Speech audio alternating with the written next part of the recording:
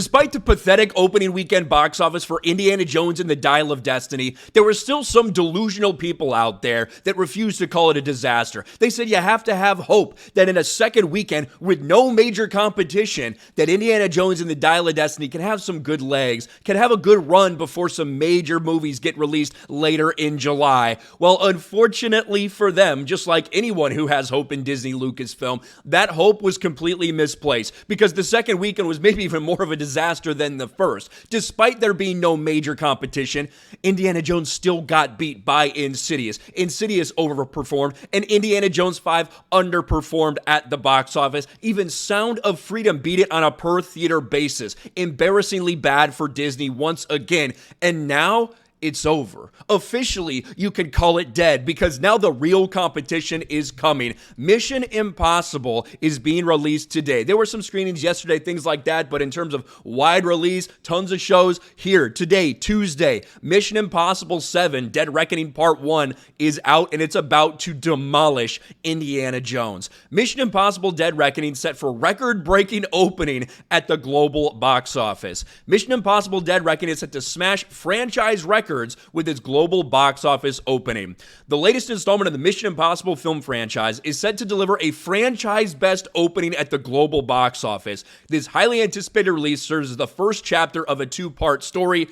Yes, if you're familiar with the Mission Impossible franchise, you know who Tom Cruise plays, you know who Ethan Hunt is, you know what the IMF is, all of these things. This is a franchise that's been going for over 20 years now. The fate of the world hangs in the balance, as it always does. Per Deadline, projections indicate an estimated earning of $250 million from Wednesday to Sunday, solidifying its status as one of the franchise's most successful releases. Domestically, it's expected to come in at around $90 million, internationally $160 million, for a total of $250 million worldwide. Now, to be honest, I wouldn't be surprised if it ends up being a little bit more than that, based on how good word of mouth is, based on how many people are excited to see this movie and the buzz that's surrounding it. But you know how embarrassing that is? Indiana Jones and the Dial of Destiny, now in its first 2 weeks of release, has not reached $250 million yet. After 2 full weekends, this is where Indiana Jones is sitting, while Mission Impossible is set to break through that in just 1 weekend. And people can ask all the questions they want. Why did Indiana Jones flop? How could this have happened?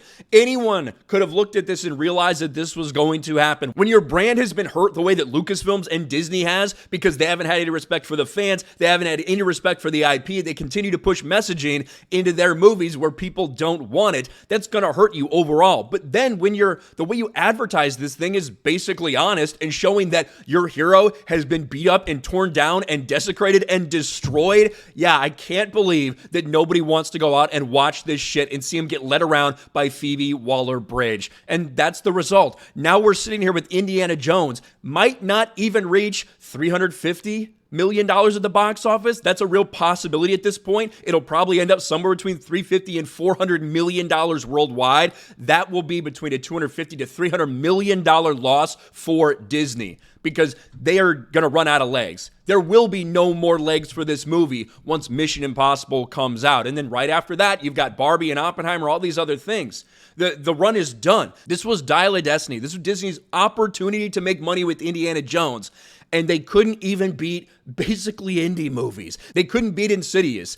Sound of Freedom not only beat them on 4th of July, but almost got them through the weekend itself. And now you have what looks to be the highest grossing Mission Impossible movie of all time coming out. You know, before this, 2018, we saw Mission Impossible Fallout. One important thing to remember when it comes to the Mission Impossible movies and kind of Tom Cruise movies in general, you know, they have very solid legs. Look at the legs that Mission Impossible Fallout had. 40% drop, 40% drop, 40% drop. Just continue to make money and make money and make money. Not just domestically, but obviously huge international numbers. Almost $800 million at the global box office.